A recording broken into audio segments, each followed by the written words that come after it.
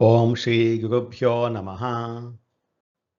ఓం శ్రీకృష్ణాయ పరమాత్మనే నమః.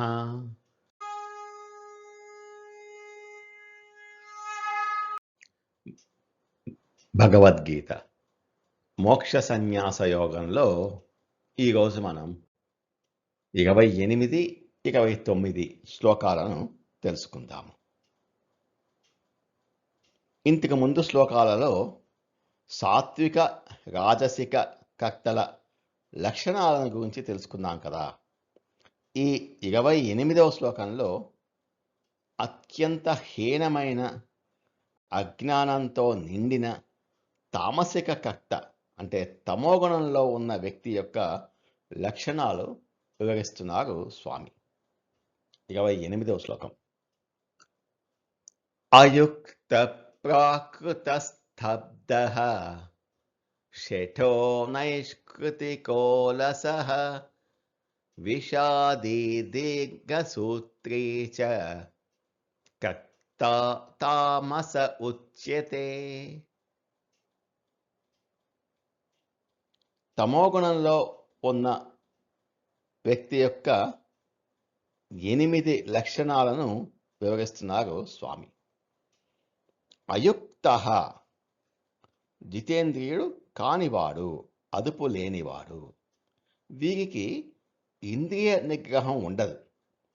శాస్త్రాలు చెప్పిన పద్ధతిలో కాకుండా తమకు తోచినట్లుగా క్రమశిక్షణ లేకుండా పనులు చేస్తారు. ప్రాకృత, సుశిక్షితుడు కానివాడు అంటే సంస్కారం లేనివాడు. వీరి ఆలోచనలు, మాటలు చాలా అల్పంగా, వల్గంగా ఉంటాయి. ఎలాంటి వివేకము, మంచి నడవడిక వీరిలో కనిపించవు. కేవలం శారీరక సుఖం కోసం మాత్రమే జీవిస్తారు. స్తబ్ద, మూర్ఖుడు, మొండివాడు, అహంకారి. వీరు చాలా మొండివారు. ఎవరైనా మంచి చెప్పినా వినరు. కనీసం భగవంతుని ముందు కూడా తల వంచరు. తమకు తెలిసింది ఒప్పు, కరెక్ట్ అనే అహంకారంతో ఉంటారు. శఠ, కపటి, వంచకుడు, ధూర్తుడు. పైకి మంచిగా నటిస్తూ లోపల ఇతరులకు కీడు చేయాలనే కుట్రపూరితమైన ఆలోచనలు కలిగి ఉంటారు. నమ్మించి మోసం చేస్తారు. నైష్కృతిక, అవమానించేవాడు, ద్రోహి. అకారణంగా ఇతర వృత్తులకు విఘాతం కలిగించేవాడు. ఇతర పనులను చెడగొట్టడం, వారిని అందరి ముందు అవమానించడం, ఇతరుల నాశనాన్ని కోరుకోవడం వీరి యొక్క స్వభావం. 6వది అలసహ, బద్ధకస్తుడు, సోమగి. పని చేయటానికి ఏమాత్రం ఉత్సాహం ఉండదు. మొద్దులా పడుకుని ఉంటారు. తమ బాధ్యతలను కూడా ఇతరుల మీదకు నెట్టేస్తారు. 7 విషాది, నిరంతరము చింతాగ్రస్తుడు, దిగులు పడేవాడు. ఎప్పుడు ఏదో ఒక విషయంలో అసంతృప్తితో ఏడుస్తూ దిగులుగా ఉంటారు. చిన్న సమస్య వచ్చినా డిప్రెషన్లోకి వెళ్ళిపోతారు. దీర్ఘసూత్రి, ఉపేక్షతో కాలం గడిపేవాడు, కాలయాపన చేసేవాడు. ఈ రోజు చేయాల్సిన పనిని రేపటికి, రేపటి పనిని ఎల్లుండికి ఇలా వాయిదా వేస్తూనే ఉంటారు. చివరకు ఏ పని పూర్తి చేయరు.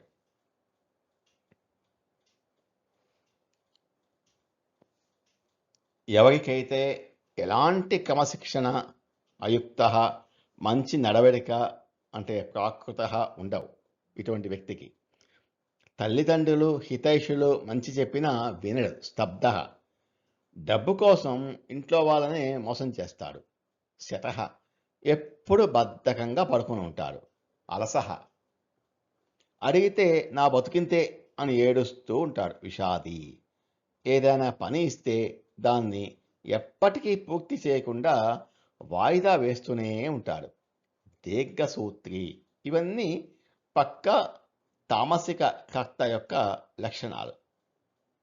క్రమశిక్షణ, సంస్కారం లేకుండా మొండితనంతో, కపటంతో, బద్ధకంతో, ఎప్పుడూ ఏడుస్తూ పనులను వాయిదా వేసేటటువంటి అజ్ఞానియే తామసిక కర్త అంటున్నారు శ్రీకృష్ణ పరమాత్మ.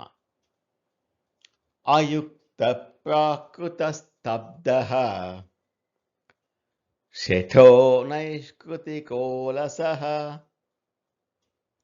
విషాదీ దీర్ఘసూత్రీ చ కర్తా తామస ఉచ్యతే.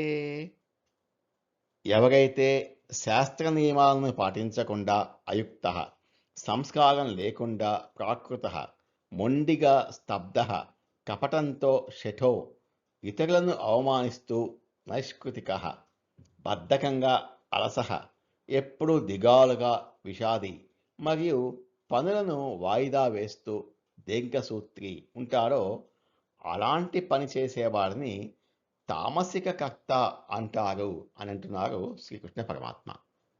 29వ శ్లోకం. ఇంతకు ముందు శ్లోకాలలో మనం ప్రకృతిలోని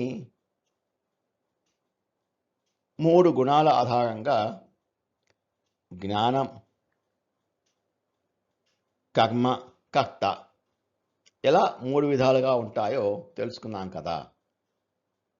సత్వగుణం, రజోగుణం, తమోగుణం ఆధారంగా జ్ఞానము, కర్మ, కర్త ఎలా 3 విధాలుగా ఉంటుందో మనం తెలుసుకుందాం. ఈ 29వ శ్లోకం నుండి మనిషి అంతరంగానికి సంబంధించిన అత్యంత ముఖ్యమైన 2 శక్తులు ఏంటవి? బుద్ధి, ఇంటలెక్ట్, డెసిషన్ మేకింగ్, మరియు ధృతి అంటే డిటర్మినేషన్. ఇవి ఈ సత్వ, రజో, తమో గుణాలను బట్టి ఎలా 3 రకాలుగా ఉంటాయో వివరించడం ప్రారంభిస్తున్నారు స్వామి. 29వ శ్లోకం. బుద్ధిర్భేదం ధృతేశ్చైవ గుణతస్త్రివిధం శృణు ప్రోచ్యమానమశేషేణ పృథక్త్వేన ధనంజయ. ధనంజయ, ఓ అర్జున, బుద్ధే భేదం ధృతే చ ఏవ గుణతః త్రివిధం. బుద్ధికి మరియు ధృతికి గుణములను బట్టి 3 విధములకు భేదములు కలవు. ప్రోచ్యమానం అశేషేణ పృథక్త్వేన శృణు. సంపూర్ణంగా విడివిడిగా చెప్తాను వినుము అంటున్నారు. బుద్ధి, ఏది మంచి ఏది చెడు, ఏది చేయాలో ఏది చేయకూడదో నిర్ణయించేటటువంటి శక్తి. ధృతి, డిటర్మినేషన్, విల్ పవర్.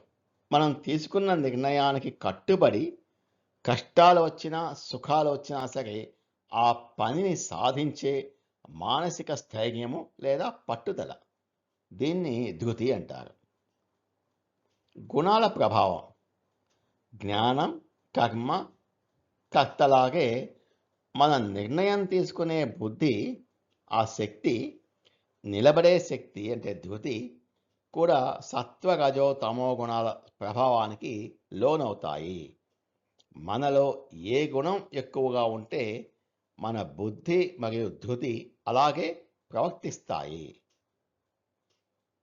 అశేషేణ పృథక్త్వేన అని కృష్ణుడు అంటున్నాడు. అంటే ఏదో పైపైన కాకుండా వాటి లక్షణాలను విడివిడిగా సంపూర్ణంగా వివరిస్తాను అని అంటున్నారు.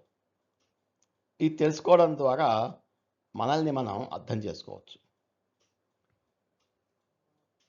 మన కారులో ఉన్న GPS అంటే ఈ నావిగేషన్ సిస్టమ్ బుద్ధి లాంటిది. అది మనం వెళ్ళాల్సిన సరైన దారిని చూపిస్తుంది. ఎటు వెళ్తే గమ్యం చేరుకుంటామో, ఎటు వెళ్తే ప్రమాదమో చెబుతుంది కదా. ఆ కారులో ఉన్న ఇంధనము లేకపోతే ఇంజిన్ పవర్, దాన్ని మన ధృతి, పట్టుదల అనుకోవచ్చు. పట్టుదల లాంటిది. GPS బుద్ధి లాంటిది, ఇంజిన్ పవర్ కానీ ఫ్యూయల్ కానీ ధృతి లాంటిది, పట్టుదల. దారి కష్టంగా ఉన్న, ఎత్తుపల్లాలు ఉన్న కారును ముందుకు నడిపించే శక్తి అదే. ఒకవేళ జీపీఎస్ తప్పుదారి చూపించిన, అంటే బుద్ధి లోపం కలిగిన లేదా దారి బాగున్నా, ఈ రెండు ఉన్నా కూడా కారులో పెట్రోల్ లేకపోతే, ధృతి లోపం అయితే మనం గమ్యాన్ని చేరుకోలేం.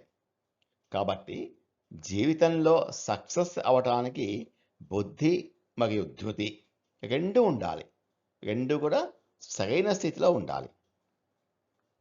మన జీవిత నిర్ణయాలను ప్రభావితం చేసేటటువంటి బుద్ధి మరియు మనల్ని ముందుకు నడిపించేటటువంటి ధృతి గుణాల ఆధారంగా ఎలా 3 రకాలుగా ఉంటాయో మనం తర్వాత రేపటి నుంచి తెలుసుకుందాం. బుద్ధి భేదం ధృతేశ్చైవ